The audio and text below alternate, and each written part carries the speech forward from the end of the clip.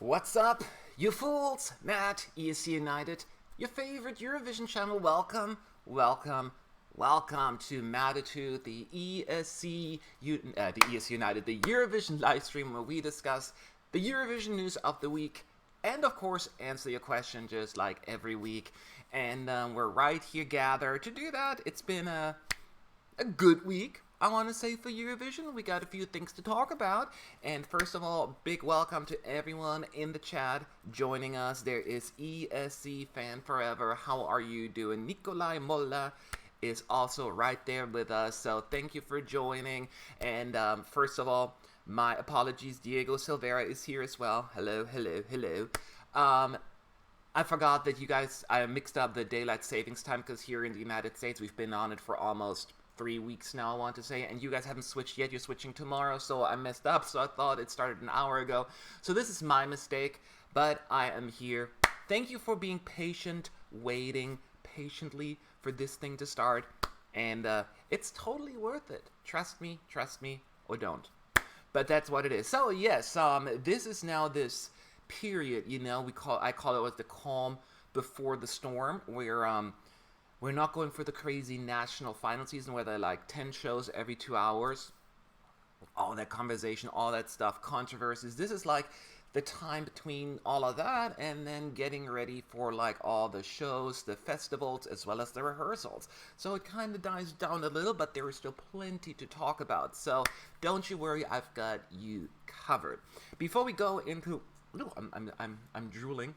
Before I go into today's topics, just a reminder that I am leaving in a few days, Wednesday or Thursday, for Amsterdam. Yes, I'm flying all the way from LA to beautiful Amsterdam because the Eurovision in concert is happening next week. So, next week, I'll do on-site reporting. Yes, I'm going to be in Amsterdam, and hopefully I can even do some live streaming before that in Amsterdam and see how it goes. I'm really excited. This is my very first Eurovision in concert attendance. I could not be more excited. In addition, the following week, still in Europe, I am going to be in London attending the Eurovision party there as well. So for the next 2 weeks, I will be closer to most of you. I know not everyone is in Europe, but I will be there. So if you happen to be in Amsterdam at the concert or in London, maybe we can run into each other and say hi real quick if you have time, and if not, just follow us here on the live stream and our videos. So much to talk about. I am really excited.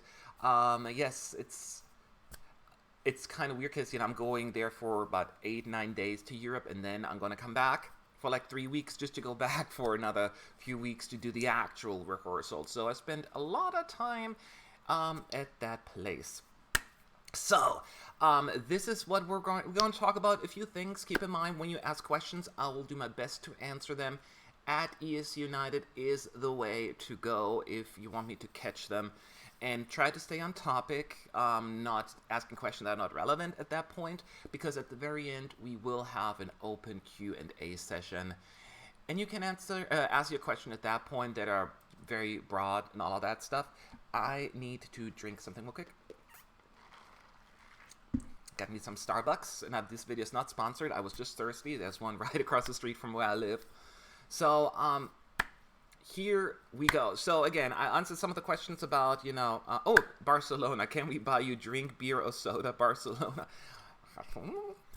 I like free stuff. I'm kidding. Of course, if you want to meet up, of course, let me know up front. So, yes, let's talk about a few things that were happening today. So the first thing I want to talk about is, not sure if you've heard about it, and if not, you're welcome. I'm introducing it to you right now. So, apparently there has been a little change that was nonchalantly inserted into the Eurovision rules. And it all comes down, not a whole lot is changed, but it comes to the actual presentation of the votes. So, as you know, as of 2016, it happens that way that there's a set of jury votes and a set of televoters, and then they add them up at the very end. First, the juries give their points, right? Each spokesperson from each country calls in. The points 10 to 1 show up on screen, and the 12 points will be announced by that spokesperson. At the very end, they will add the televote points in chunks, right? They will ask, they were not going to ask anything, but they will first announce the country that finished last in the televote. So with 0 points, it's Germany, and then with 17 points, it's Australia, and so on, right? And then work the way up to the top of the televote. So that is all almost kind of happening. However, there is a slight change in the way it's being presented. Let me bring that up on screen here real quick. However, there is a change in the presentation of the votes. The order in which the televoting results are revealed will now be determined by the ranking of the jury results.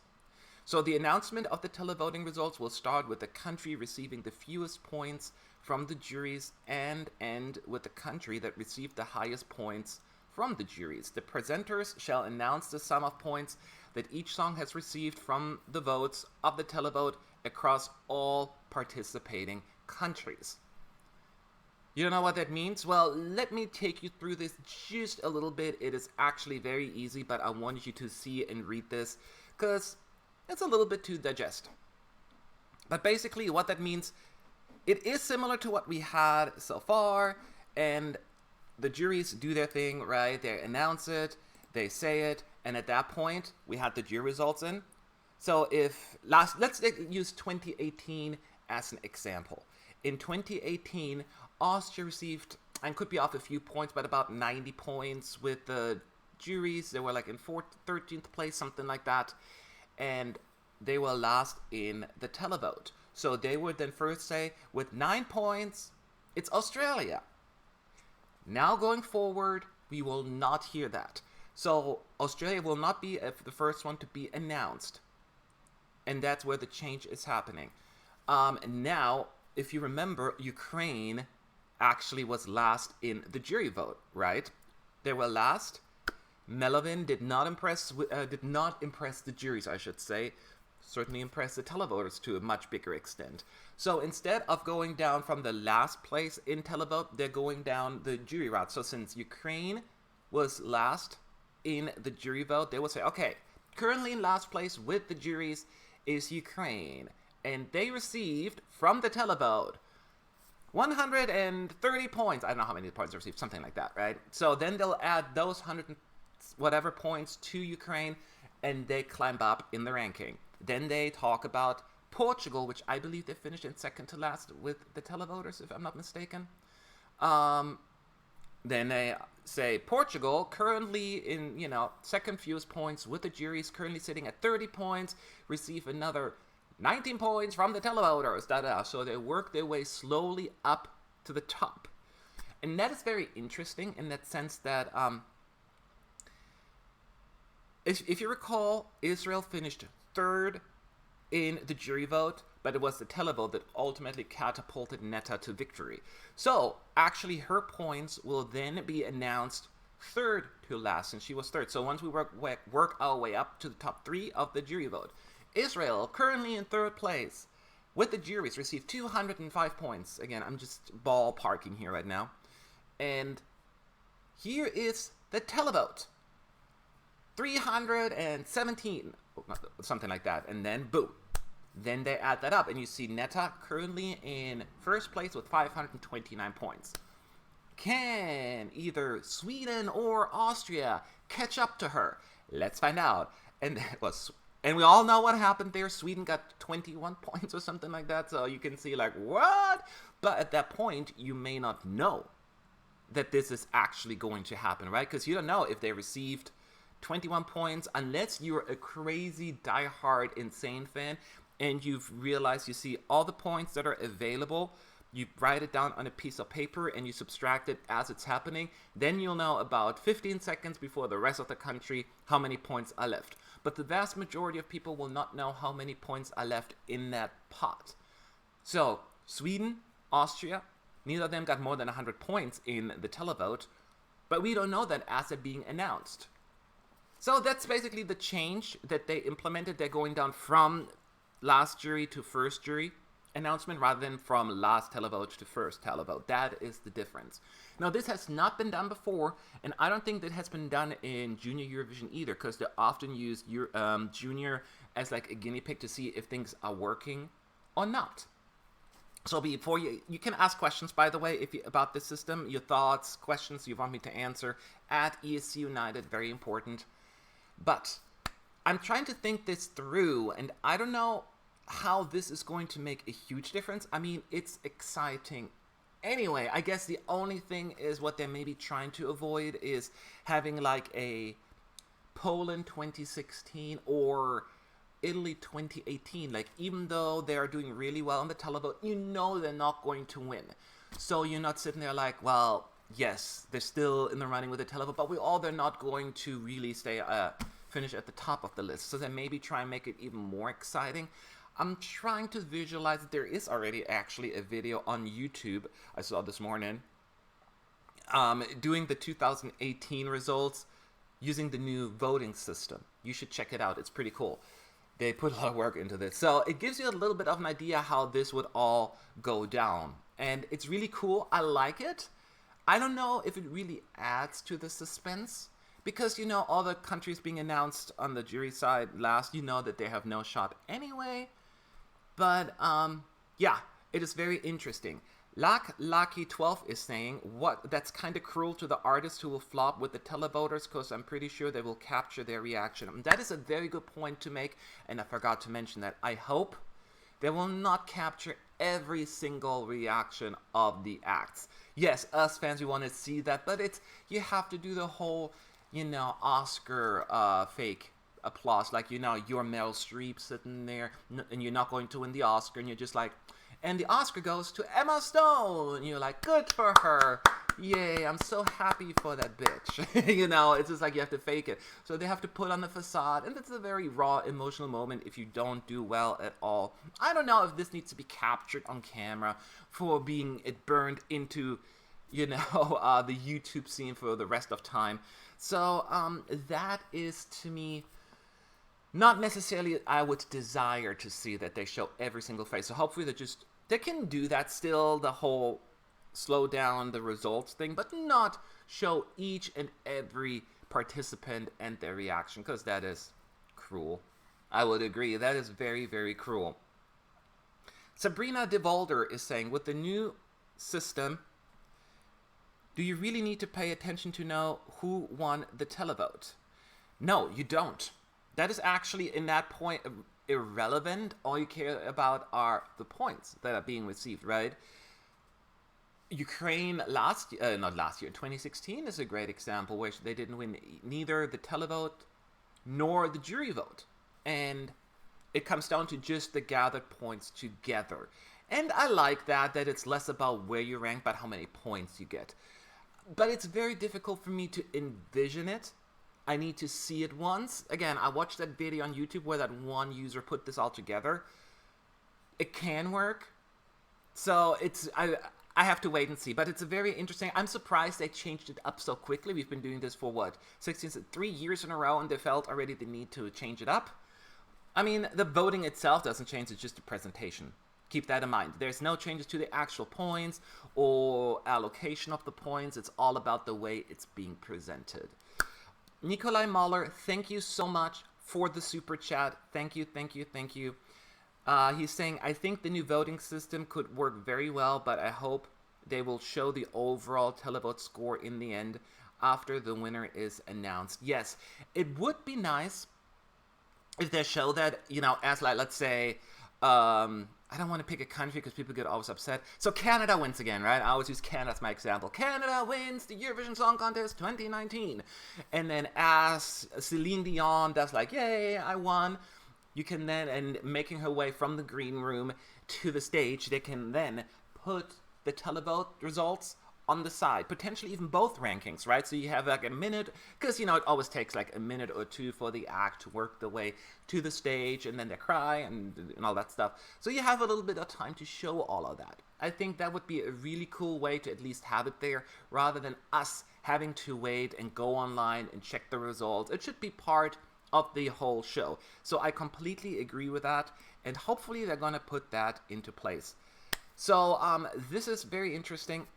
I am curious to find out how it's all going to turn out. It's very, again, I'm surprised that they just put it out there rather than testing it out with Junior. That's usually their go-to. But hey, it all could be worse, right? I'm really, really interesting. Alice Wonder is saying countries that did really well with the televote, example Italy 2018, will be lost in the ranking. They should be celebrated, and the audience should know that they came third. And that is a very good point to bring up as a counter argument for what we were just talking about. I think it has also its cons, because Italy, who got like, what, 50? I don't remember how many points I got in the jury vote, but not that many. If we announce them all of a sudden, okay, here is Italy with 248 telepoints, they may be temporarily at the top of the actual ranking, right? Because with 248 and they had like 60, let's say they're like at 300 something, that could potentially put them in first place overall at that point. So I'm sure they're going to show them on camera at that point, so they get their little moment of glory, if you will. But I don't think that it is as impactful, because you know that they are not going to win. So, or at least technically they could, right? But I'm wondering if this new system is more exciting for casual viewers and less exciting for diehard fans. Because we know if a song after the televote and jury vote is currently sitting in first place with let's say 400 points, we know that they're not going to win. It's very, very difficult to win the contest with 400 points. Usually every winner has 500 or up when it comes to winning. It's possible to get lower points, but it's less likely, right? It's very unlikely. So if you have over 500 points, then you can start thinking, okay, this may win. But anything lower than that, as diehard fans, we already, excluded that one from potential victory. While the casual viewers like, okay, I don't know all the points and how that all being allocated. Just something else to kind of think about, right? So I'm withholding full judgment until I see it in place for 1 year, and then we'll go from there. I understand what they're trying to do. It's not as big of a deal overall, I think. I'm just worried, as you were just pointing out, Alice, that some of the ones that don't do well as in the juries, but really well in the televoters, that they're being overlooked as well. They're not going to have a shot anyway, and therefore their moment in the spotlight is being taken away because of that. So that is very interesting. Emma W. is actually also saying she thinks that the new system will make the results less suspenseful. I like the system they've used in recent years. It makes it really tense at the end. So this is a very interesting. I agree with you. Again, I just sound like a broken record. Let's wait and see it once, and if it's going to be more or less exciting. Because then you know what country will be announced next when you go in voting or in the ranking order of juries, right? When it's just the televoters, you don't know which country will be announced next. So here you know what's up. And on paper, it sounds less suspenseful to me as well. But let's wait and see. Let's wait and see. That's all I'm saying. That's all I am saying. All right. Let's move on. We'll talk about that next time as well. So let's go through some of the other topics that I thought were interesting. Let's talk about the stage. Let's talk about a little bit more of the details. As you know, Eurovision is approaching quickly, and it's time to start setting up the stage. They're already working on that, but, getting the heavy equipment in there and starting the lighting tests and all of that stuff. So let's talk about this, because there are a few changes that have happened, or updates that have happened since then. So let me bring that up here. There you go. As pointed out, they are making progress with everything. They're working on a lot of things like the lighting, very important, the video programming, so that all the stuff that happens is done in a timely fashion and it's in sync with everything. They're about to move a lot of heavy equipment into the Pavilion 2, which is the arena in Tel Aviv on the fairgrounds that'll host the event. They're about to move into there with all the big stuff. It's going to be very, very important to get all that done, because at that point we'll know more about what's going on. But you can see, you know how the stage looks like. You can see it on screen. We get to see, once that's all set up, a few more things, including like lights, sound effects, and all of that stuff. And at some point they will start the rehearsals with the stand-ins. We will not see any clips of that. That's all behind closed doors and hush hush. Although sometimes we get like a little random leak when someone records the rehearsal and then puts it online. Don't know what's going to happen this year, but it happened in the past. But if everything goes according to plan, there will be no leaks, but we probably get some cool light and sound effects at some point. Excuse me, I need something to drink. Now, we all know by now that the whole triangle thing, as you can see at the top of the ceiling, is like the theme of the year, which kind of, like we see in the Star of David. There's also the mention of the number 12. A lot apparently has to do with the ancient tribes in Israel and all that stuff. So there's a lot of historical context there. But there are also some really cool things that we learned in that interview that recently happened. The triangles above, as you can see, they will have like video strips behind it, and which I think is really cool. But what's even cooler, what we're hearing is that they're not going to have LED screens. We knew that was going to happen, but they will have like turning, like revolving LED screens. What? That is really cool. That opens up like all these new opportunities with staging. Although at that point you also need to have tighter computer controlling and programs that need to be in place because, oh gosh, it has to spin and turn and the person needs to walk and or dance and sing. So that is definitely a new level of involvement there. I'm definitely looking forward how that's going to look on camera. And as I said, we'll find out during the rehearsals. I will be, and my team will be in Tel Aviv for rehearsals. We're going to be in the press center live streaming, and we can give you the updates on how the staging is working. So subscribe to our channel, you fools. Also, as we know, the LED screens in the back will be back as well. The floor will have LED screens, so plenty of stuff happening with all these different angles that they can use. This will be quite an experience, I think, visually, and it is most definitely a big departure from last year, where the fairly minimalistic approach in Lisbon was interesting, but Israel decided, nope, we're going the other route. Interesting enough, during the interview that we saw, also they mentioned that not all delegations want to take advantage of all the stuff that's out there. Not all of them need to have like all the fancy stuff. Some will want to go more simplistic, and they don't need that. But then, at the same time, even though they may not want the revolving LED screens and all that crazy stuff, they want to have other things like projections and that they want to do, and other options besides the LED screens, and they're trying to get that accommodated as well. This is a very elaborate process here. We forget how much work goes into that, and they have to satisfy 41 delegations this year alone. So that is crazy. I thought that interview that they gave was fascinating, and just a little FYI, apparently one delegation, though they didn't say a name, I wish they would have, they're requesting specific LED tubes that they want to use, but apparently they were available in Nashville, Tennessee, here my neck of the woods, and that is quite the demand, and not cheap. So I assume then the broadcaster or the delegation is paying for it, I would assume. So I don't know who requested that, but I think we can exclude the smaller broadcasters. They would never be able to afford that. So I think they were trying to see if they can find more of a local place where they can obtain the information. So that is where we're at. As you can see, the stage will be very much alive, and the goal was to make it really a thing where every performance looks different and is unique.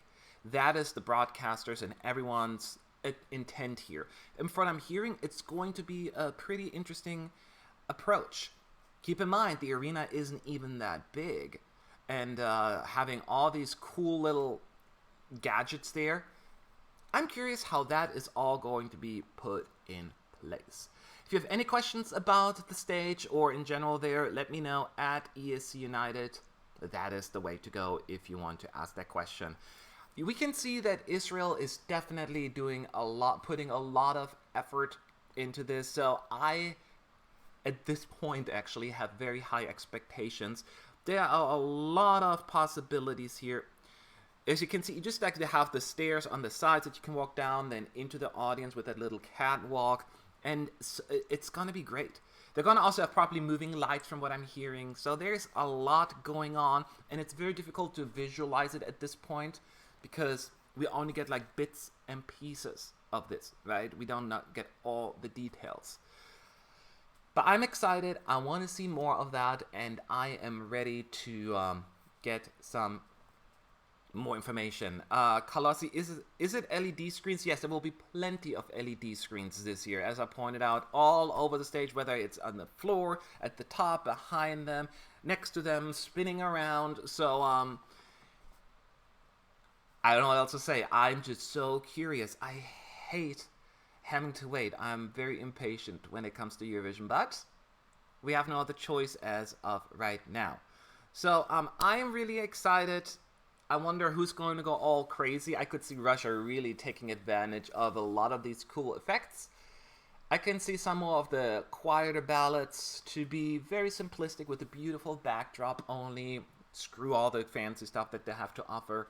Just make it a mood, an atmosphere that they need. So that is what I am hoping that they're going to get accomplished. And that is where we're at.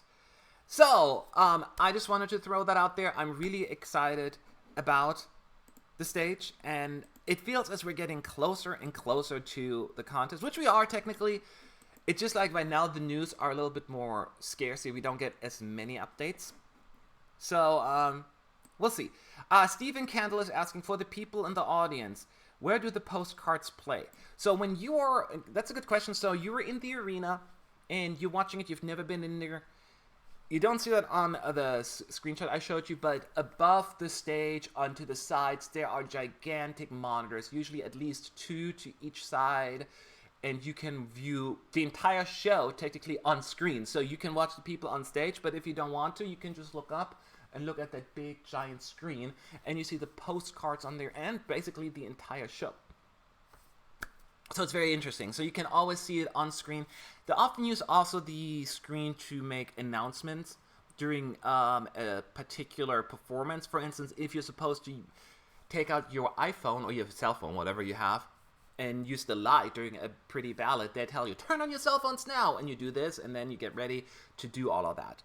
So that is all being displayed on the screen on there, and directions and the postcards, all of that stuff. So you still see all of that in the arena. So I am really, really curious about it and excited. I personally don't go into the arena actually a whole lot. Not during the live shows. I'm always in the press center, so I can talk to you guys, those who do not go to Tel Aviv and do the live coverage. Plus, I like it in the press center. I like it, to watch it on TV. I go in there during the rehearsals for sure. So that is the update when it comes to the stage. Just wanted to throw it out there. And that's all I have for today, actually. As I said, there is very little news when it comes to that. I am getting ready to go to Amsterdam. So we're going to make this a shorter live stream today, but I would love to hear from you now. This is the open Q&A session. Ask any questions you like. Ask away. Anything Eurovision related. I'm happy to answer it. And it gives me a second to just have another sip of my coffee. So let me see if a few questions are coming up here already. Hey People is asking, what country do you think will close Semi 1? On our forum, on ESCunited.com forum, I posted my running order prediction. And in Semi 1, I do remember I predict Iceland to close the show. I feel as they're going to want to end the show with a big bang. And I think there is no better choice but Iceland to go last. I'm fairly confident with that prediction, actually. I can see them easily being the last one to perform. God Uvniksan is asking, do you agree with the semifinal odds so far? And if not, what would you change? Honestly, there are a few things. Here's the thing people need to keep in mind when it comes to the betting odds. And I'm sure you all know it anyway, but betting odds, you just put the money down for the song that you believe is going to win Eurovision. So if everyone thinks, let's say, Greece will finish in second place, but they're not going to win, they're going to be really down in the odds because nobody thinks it's going to win. They all think it's going to be second place. And second place doesn't give you anything in the betting odds, at least not for the big betting odds that we were talking about. It is very interesting right now to see how things are changing. Personally, I think Italy is dropping a little right now, which I'm surprised by. I mean, sixth place is still within, reach of winning, and I'm sure it's going to go up during the rehearsals. Italy should be a little higher in my view. I think they're going to do really well. Other than that, I don't see that much discrepancy. I don't think France is currently 13th. It's pretty high for me for France. That would be the only thing I can point out. But other than that, I find this a fairly representative and fair prediction as of right now. Keep in mind, pre-rehearsals. Let's wait for the rehearsals. Things will change so much at that point. Alright, next question. Ari Shuckman, Blue Noir. Do you know who will be the representative of the Eurovision Song Contest? Greets, Ari. Who will be I'm sorry, you mean the presenters? The hosts? Yes, we have 4 hosts, and the names never stick with me, so I gotta look them up. But yes, they have 4 hosts, and as I pointed out in my previous videos, I personally prefer less hosts, but I understand logistically it makes it easier to have a lot of people. So people have to remember less script and they can move them around quicker because one host can already wait over there and all of that stuff. Their names are Iris Tal, Bar Raffaeli, she's known here in the United States as well, Asi Azar in the green room, as well as Lucy Ayub in the green room. So yes, I know of them, I know what they look like, and that's about it. Okay, next question. Julie Swenson is asking, how does a normal day look like for you when you have gone to Eurovision? You mean like when I'm in Tel Aviv? Or like at Eurovision, like during those 2 weeks? It depends, because you can basically break out rehearsals into 2 sections. Number 1, the first week, which are basically the individual rehearsals, and then the second week are the dress rehearsals and the actual shows. And they have a very different vibe and a very different feel and approach. The first week is busier, actually, and more stressful in my view, because assuming it's going to be like the past couple of years, rehearsals start on a Sunday morning, and the first half of the first summer will rehearse. And they'll all get to rehearse for 40 minutes each country. So we're going to be in there, we get up in the morning, at breakfast, going to be in the arena in the press center around 10 o'clock, maybe, because we're an hour behind, so we can be there an hour late, which is nice, and watch the rehearsals from like 10 in the morning to like 6 in the evening, something like that, and then do interviews, do recaps. So we're going to be in there for at least 8 to 10 hours in the press center, probably, doing our work, and then we go out to dinner together, we do some articles and just work, and maybe have some fun time afterwards if we can. Unfortunately, Euroclub is only open the second week, so we cannot go party that much, which is fine because I need to work anyway. So that's basically what the first week looks like, and the second week, it kind of flips around. We can't stay up late because rehearsals don't start until the afternoon, like early afternoon. The first dress rehearsal, the second dress rehearsal, and at that point, we come in like 1 o'clock, or something like that, and do our coverage, work, and do all the things. In the morning, you can maybe try to do some sightseeing that you can squeeze in, or you sleep in after you partied at Euroclub until 4 in the morning. So that's basically what it works, and then the shows run really late. So the semifinal, for instance, would start at 10 p.m. local time, because we're an hour ahead. So the show is not over until like past midnight, and then you got to do all the other stuff. So you probably often don't get out until like 1 o'clock or so. So that's when you head out to Euroclub. So it's going to be a late night. That is basically what our days look like. Of course, there's a little bit of variation, but that's just a quick breakdown. Okay, so Lucky is asking, what do you think about the delegations buying views for their MVs? MVs, I don't know what an MVR is. This year are coming up as ads for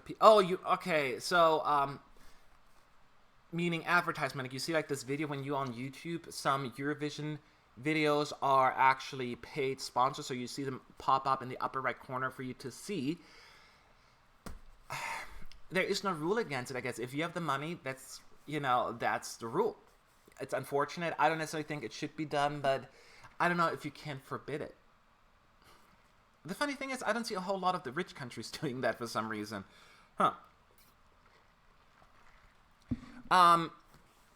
Barcelona, Matt, will you be able to stream again? Stream rehearsals again from the arena? Nope. The EBU no longer allows anyone in the arena to live stream or record them, actually. You're not even allowed to record the rehearsals, or you can record them but not release them until after Eurovision. I think everyone is allowed up to 3 minutes of rehearsals per day or something like that. So you can, 2 minutes of rehearsals to be broadcast. That's it. So there's no more from the arena material available unless somebody cheats. And so all the live streams will come from within the press center. We're not allowed to show screens. It's the rule of the EBU. Deep is asking, do you think Armenia can surprise us in Tel Aviv? Yeah, I think they can. I do think that, I'm not sure if you watched I just posted a few hours, like 12 hours ago, a video where I do a quick reaction to all 41 songs. And when it comes to Armenia, I did say that the song itself is not as catchy as your everyday pop song, but it has other qualities that makes it relevant and significant. And that is a little bit more sophisticated composition. And they just need to stage it right to make it really pop, because it doesn't have that earworm effect right away. That's the downside, but I do think that the quality in the song will outshine the obvious, easy, catchiness factors that some people too heavily rely on. So I'm fairly confident when it comes to Armenia this year. Next question. There are rumors that, Alexander is asking, there are rumors that they won't be announcing the televote but the total points of the country, which will help them hide the possible discrepancies between the televoters and the jury. Alexander, I'm thinking you probably tuned in a little later. We talked about the change in the rules. They will announce both of them. The rules have changed. It's just the order and they announce them has changed. You should watch this video on demand when it's available online, and then I'll go more into details about that.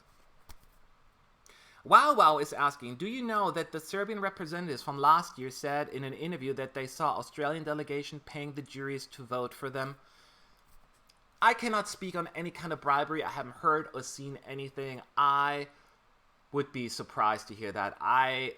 The EBU would have known about that. We had this big scandal, I remember in 2013, when all these alleged votes were happening and people were being recorded. I don't believe the Australian delegation would do that. They know that they cannot afford any kind of scandal like that, because they would be out of the contest immediately. Plus, they get all the jury votes anyway. So no, I don't believe that. I don't believe that that this happened. Official ESC is asking, do you have information why Germany didn't release a music video? Thank you, official ESC, for asking that, and here's why. Because the broadcaster is lazy. They do not put enough effort into this. They just think, okay, let's just use the national final performance and not worry about it. And they're not the only ones, right? I mean, the UK does it. You've seen that. They just use that. There's so many smaller countries that just relied on that. You would think that they would have a little bit more in place, but nope. It's just, I don't think they put as much effort into it as they should, in my view. Oh well. People are asking if certain websites are biased towards Russia. I do not call out anyone being biased towards anyone. It's not my place. I wouldn't want people to call me biased. So no, I don't believe that. I believe in evidence. That's all I believe in. So, okay, let's do a couple more questions. Ruben Kokken is asking, do you know when the running orders for the semifinals are going to be released? Ruben, until like 2 years ago, they were usually announced like a week after we had all the songs, but now the producers take their sweet time announcing that there is no set date for it. I'm trying to remember the last time. It was like maybe a month before rehearsal started when we had the running orders. So I would say, don't quote me on it, within the next few weeks. 2 weeks, maybe, but there is no set date. So that's my answer. Olivia MacArthur is asking, if Iceland does win, how do you think they will host it, or do you think they actually will, because they don't have a large enough arena? I don't know. I would think that Iceland would want to host the contest. I'm pretty sure that they would put something together. Heck, they could pull in Azerbaijan and build a big ass arena at some point just in time for the contest near Reykjavik. Who knows? Or do they have anything? I haven't really researched it. Do they have like an arena that is maybe the size of Tel Aviv, what we're talking about right now? Because the minimum is 10,000, right? Capacity of 10,000 is like the minimum, I think. I don't know what their biggest one is, so I cannot really comment on that for sure. But I hope they will host it because it would be fun, especially after their airline just went out of business. Wow, did you hear about that? I'm like, man, Iceland. What about your cheap flights? Now I'm worried about Norwegian Airlines. They're the ones I take to go to Europe. All right, do my couple questions. Santos P is asking, Matt. Yes, that's me. I love your press room reactions. Well, thank you. Where can we see everyone's reaction? Where we can see everyone's reaction in the room? Oh, okay. Including other delegations during the final voting in the press room. Will you do it again? So yes, we'll set up, when we're in the press center, right? And we usually put up some cameras in the corner and record the reactions of everyone in the room. It's pretty cool. So yes, we're gonna do that again. That's also, a lot of people like it, me too, and it's pretty intense in there because you have all these people, the press people, the delegations getting very uptight in there for their countries. It's fun, it's nerve-wracking, it's exhausting. Okay, so will artists from previous years perform? Stuff Rola is asking. Now, on the Eurovision stage, yes. We do know that all former winners from Israel will perform on stage during the Eurovision performances. Eleni Forera from Cyprus also will have somehow, somewhere an appearance. So there will be a few people showing up, and of course there will be concerts and events throughout Tel Aviv, and there will be so many acts showing up in Eurovision Village at the parties and all of that stuff. It is amazing. So, let's see it. Adrian Fung is saying, thinking of it, how will Malta host it? They don't even have a big enough venue for junior. I think what I said about Iceland will apply to Malta. Malta will host it. Malta is eager to win the contest and bring it to their country. So whatever it takes, they will make it happen. They will build an arena. Do they have a soccer stadium that's big enough and they maybe just have to add a roof? Because whatever Eurovision venue you choose, it needs to have a roof. If you don't have a roof, you cannot host it. And so that is the key to that. So I think we'll cross that bridge when you get to it. Next question, and Kimmy Cassidy is asking, can you give us details on the staging at the rehearsals before the live shows? Yes, Kimmy Cassidy. Just like I've been doing it for many years, my team and I will be in the press center. So you can join us on our live streams. We're going to be live all day long, and you can listen to us describe the performances. Now keep in mind, we cannot show you the screens. That's illegal. But the vocals and the performance themselves, it's considered background noise, and you are allowed to listen in that way. Keep in mind, as I pointed out, we will be talking throughout that thing and explain to you what's on there visually, little details. So we're trying to be as descriptive as humanly possible, and then maybe if changes are occurring throughout rehearsals. And yes, Eurovision will put up, first like a 20-second snippet and then a 30-second snippet from the second rehearsal. So you get like a little glimpse into them, but not the whole show. That's where we come into play. And that is what I'm notorious for. I go into the details. And then that hair flipped around, and I love to discuss the details. So I will do as much as possible about that. So make sure if you're around to be there. We're doing the same thing for the jury shows as well. So if you want to be there for the jury shows, make sure to subscribe to our channel, blah, blah, blah, blah, blah, blah. All right, so there's so many questions. Forgive me. I'm trying to answer. Thank you for being so involved here with the questions. Matt, when NLD win, where would be hosted? NLD? Oh, the Netherlands. What's NLD? Where would you be hosted, in your opinion? I mean, gut feeling says Amsterdam, but I think Rotterdam has cheaper accommodation. So it will be Amsterdam or Rotterdam. I know it's a short, sweet answer, but I cannot see Utrecht or any of the other cities hosting it. I'm fine with either city. I love them both equally. Gat uf Nixon, you like uncomfortable questions. Sure. Ask me an uncomfortable question. Okay. Salt Xi is saying, do you think Lucy and Asi will be the green room host because Bar and Iris seem boring? I don't know any of them personally. I don't know anything about them, so I cannot answer that no. But the answer is no, they wouldn't hire boring hosts. It's all about logistics. It's easier to have two people do the main show, and then the other ones in the green room so I don't have to run back and forth. It is very difficult to do all of that, and people have to remember less script, and some people are more natural presenting, and some people are more natural interviewing people. I happen to be a natural with both of them. I'm kidding. So it's just a common thing these days. They like to have a lot of hosts. I don't like that thing, but I understand why they do it. It's just not my personal preference. Let me see if there's one more question. Barcelona 12 is asking, will Sean be with you again in the arena? Yes, Sean will join me in Tel Aviv, and he will also be there with me in Amsterdam. So I'll meet up with him next week, and we're going to do live coverage from Amsterdam. How does that sound? So he'll be there, and he promised me, by the way, after this, or before hopefully this Eurovision, he's going to get a new laptop, a new webcam, and he'll be more involved also with the YouTube part of it, because Sean is more the editorial dude, like he's like my co-editor-in-chief, and he's handling that portion, but he wants to become more involved here as well, because I tell him all the time, people are missing you. Why aren't you coming on camera, you fool? But yeah, he'll be there. Okay. Let me see what other questions we have, or if we should call it a day. I really appreciate everyone coming here, by the way, during the slow season, but it's fun. As a reminder, I won't be in LA next week, but I will be in Amsterdam, so we'll have probably more than one live stream at that point. The concert is on Saturday, so I'll probably have one maybe in the afternoon. I'm probably going to meet up with the artist to do some interviews, so I'll squeeze it in somewhere somehow. So I just don't know the timing exactly on that one.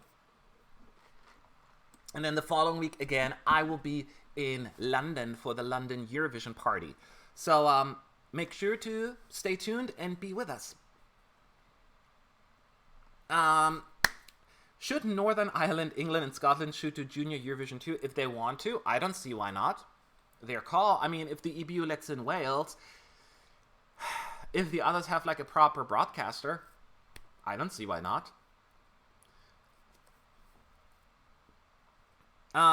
Diego Nunes, do you think that Portugal could be a shock non-qualifier? I said it before, I could see it happening. I would be devastated if that were to happen. But I could see a potential situation where it just doesn't click with the audience as much as it should, or we did, and comes about the execution. It's a difficult one. This one is a risky choice, and I said it, but Portugal should be proud of it regardless of the outcome. Sometimes you take risks, and sometimes it works out, and sometimes it doesn't. But right now, I will say yes, they will qualify, but I wouldn't be even as shocked if they didn't qualify, just because of this craziness that they bring. Good craziness, not bad craziness. Don't get mad. Will you make a video of your favorite lost songs from the national finals? I should do that. I did that last year. And the thing is, people don't care as much about that anymore. Like, once I do, like, the lost songs from national finals, people moved on already, so people don't watch these videos. But if there's a demand for it, I would definitely take that into consideration. Absolutely. Do you already have plans as who to interview in Amsterdam? Alexander Hugo Knobel is asking. I have a priority list, and it's not based on my personal taste, but it really comes down to who is going to be in Amsterdam that is not going to be in London and is usually very difficult to get a hold of in at Eurovision, the Netherlands comes into mind. I know they're going to be in London this time around, but they usually hardly ever give interviews at Eurovision. So I'm going to run for Duncan Lawrence and just pull him by the hair and talk to him. Not literally. This is more me like, metaphorically. I don't advertise condemn violence here. Those kind of people. And there could be some others. The big five often are very difficult to get a hold of at Eurovision, so I'm trying to squeeze them in. That kind of stuff. I'm just trying to be smart about it.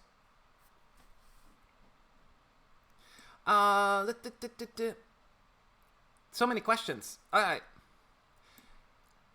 People are, Wow is asking, where are you from? Well, I live here in California, Southern California, in Los Angeles area. So yes, I'm very, very far, far away from the action, but don't matter. I fly. I don't care. I was born in Europe, though, so I have that connection. I just have lived in the United States all of my adult life. Okay, so I'm going to do 2 more questions, and we call it a night. I've been... you guys have so many good questions, and I'm really enjoying it. I don't think Belgium will qualify, Salksy was saying. It is too soft for a song, and I don't know if it'll qualify. Also, I don't really like San Marino, but I would love for them to qualify. I said the same thing about Belgium. Belgium could have a potential 2018 repeat. I see a lot of jury appeal in Belgium, but if the mood and the vibe doesn't come across in Tel Aviv, it may flop with the televoters. That is my fear as of right now. So that is just how I feel. Got Ooks Nixon. When we will know your top 41. I usually don't make top 41 videos because it is very controversial, especially with me meeting all the acts and a lot of them and talking to them. A lot of delegations get upset. I'm having that already, and I'm trying to be as nice as possible. And I just did one last year where I only announced my top 10 in no specific order. And people were so mad about that as well. I'm like, what do you mean this country is not in your top 10? You're stupid. I give up. So I usually try to stay away from that. But privately, I do share that with people. So if you run into me at Eurovision in concert or anywhere, I'm happy to share that with you. All right. Oh, do we got one more question here?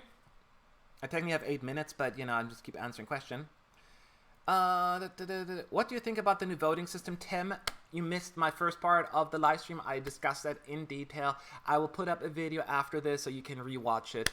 But my final verdict was let's wait and see, because I'm curious on how this is all going to pan out. Do you want to share your top 5? Sabrina the Volder is saying, I don't know if I want to, for the reasons I just mentioned. But I can say, you know what? I'm going to give you a few countries that are really high up in my ranking, but without telling you where in my top 10 or anywhere if they're even in my top 10. I'm going to give you 3 obvious ones and 3 more less obvious ones that are not quite as popular. Let's go with the popular ones, Italy and the Netherlands. Love those 2. Absolutely high up in my ranking for sure. I don't have my ranking up anymore. I would even have to think it through. Norway. I love Norway too. So those are 3 very obvious choices that a lot of people like. I'm with the mainstream there. And a few of the less obvious ones, I'm going to give you 3 that I really love, that are a lot of people saying, are you nuts? Let's see. I love Israel this year again. I love theatrical music. Israel really high up in my ranking. Love it. I love me some sweet Denmark. Love Denmark very much this year. I don't know why people poo-poo it on it so much. I think it's adorable. What else is pretty high up in my ranking? Ireland. I really love Ireland this year too. So there are a few. So, but again, I don't even know my exact ranking right now on top of my head. But those are a few that are really high up for me. Which songs do you have in your bottom 10? Oh, you know what? I did A bottom 5 video last year, and gosh, it was one of my more watched videos, but the like-dislike ratio was pretty interesting. People, and I was trying to be respectful, and saying, hey, this is why I'm not jiving with it, but there was never anything against the act or the artist. But it doesn't matter, that's lost at that point. People just see, you have my country in your top 5, you evil. And I'm like, okay, whatever. But if you follow our expert panel videos, you can see my scores overall. And I think that is a pretty good indicator which songs I'm not quite as fond of.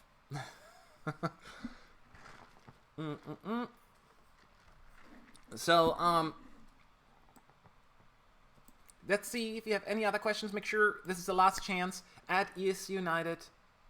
Who will take the death slots position 2? Magic Marky, I did a prediction for the semis. I have this really bad, I don't remember what I said in semi 2. I only remember in semi 1, I am so worried that, but in the semis, slot 2 isn't really the death slot. I put Slovenia in that one. In the finals, it's hard to say because I don't know who's going to qualify, but usually it's a slower song or not as upbeat song that goes second. Like Czech Republic in 2016, right? You always have these songs that are just a little less loud, I guess. And so some kind of ballady or mid-tempo song would be in slot 2. That would be my guess. But we have to wait. Do you think, Anusavan Baxian, do you think Ukraine will participate next year? I believe that Ukraine will be back unless Russia hosts it, and if they're played by the rules. I'm sure they got a little bit of a pushback from the EBU after this year's controversial situation, and as long as the broadcaster is going to stay away from the political approach, I think they'll be back, because the EBU wants them in rather in than out. But I'm hoping they're back. I had so much fun in Kiev, like with the hosting. Even though it was a very interesting experience. Most people didn't speak English there. I couldn't read the language, and I was like, oh my god, I'm so lost here. It was quite interesting, but I loved it. So, do we have any other questions? ESC Maruchik is asking, will Serbia qualify? Well, I have a video out there. A video that's called My Semi-Final 1 Predictions. And I have Serbia, I don't want to spoil the video, make sure you watch it, really high in my predictions. I think this is one of the songs that will be overlooked by the fans, but I can see this one doing really well, both in the televote and the juries. That's all I'm going to say. That is all I am going to say.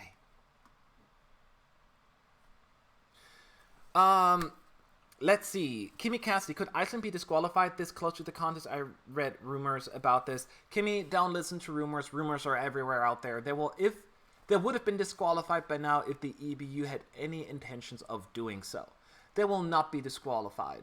They will not. So don't worry about that. There must be something really crazy going on for that to happen, that they're going rogue or something, and I just don't see that happening. Gary Dust GDG, have you ever visited Israel before? No, this is my very, very awesome first time in Israel. I'm actually taking an extra few days, so I'm going to be in Tel Aviv for 2 weeks, right, for Eurovision, and then after that I'm going to Jerusalem for 3 days. I want to see that as well. I have to go to Jerusalem. And so yes, so this is my first time. I'm really excited. I love, love, love. So, wow, I know your job is hard and can be very stressful, but it's my dream job. Well, keep in mind, this is not even a job. This is a part-time job, I guess. I have a full-time job here in the United States. I'm doing this on the side, and it is, you need to love what you're doing, right? Because you don't get much money out of it. It's mostly just the fun part of it and the excitement. I'm trying to recover my costs as much as possible. But that's basically what it is. But yeah, it's very hard, very stressful. You need to be able to plan accordingly. But it is fun. It's worth it. And I'll do it for a little longer before I retire. Thank you for the kind words, though. Okay, one more question. AR Marbun 9497 is asking, Will you be making videos on Eurovision Asia? Should that commence this year? Yes. Yes, I'm hoping that's going to happen. Initially, I was even considering going there to do live coverage. But with the uncertainty that is going on right now, I already made plans for this fall. So I will not be going there in person, but I will definitely cover it to the best of my abilities if it comes to fruition. But that is the thing. We had all these rumors and then may not be true. So I will not believe anything until I hear anything officially, either from the EBU or the co-broadcasters, any of that sort. So that's on hold, of course. That is, of course. Which country's stage performance would be the most surprising one to elevate their potential? ESC Azerbaijan said. Surprising is tough to say. I think that there are a bunch of performances that I think require a really good stage performance to stand out. Some of them, I mentioned before, Armenia needs to have a great staging because it's not as catchy as like your average pop song. It relies a little bit more also on the visual aspect of it. I want to say North Macedonia, bringing this beautiful, this ballad to a new level and make it shine compared to some of the other ballads that are already in that particular semi. That kind of stuff I'm thinking of. Those two come to mind right now. So, yes, this is all the time we have. We've been here already for an hour. Again, one last reminder, I will be in Amsterdam next week. I'll arrive Thursday evening, I think. So I may do a live stream, maybe Friday, depending on how things are going. And I'll keep you up to date on that. There will be more videos to come between, though, right? So don't think I'm going to be disappearing for a whole week. I'm like, that ain't going to happen. I just wanted to let you know that I'll be busy for 1-2 days because it takes a while to travel from LA to Amsterdam. I actually have to fly from LA to New York and then from New York to Amsterdam. So thanks again for watching, everyone. I hope you all have a fantastic rest of the weekend. It's only Saturday. Well, it's Saturday morning here. Anyway, have a good day, and I talk to you all soon.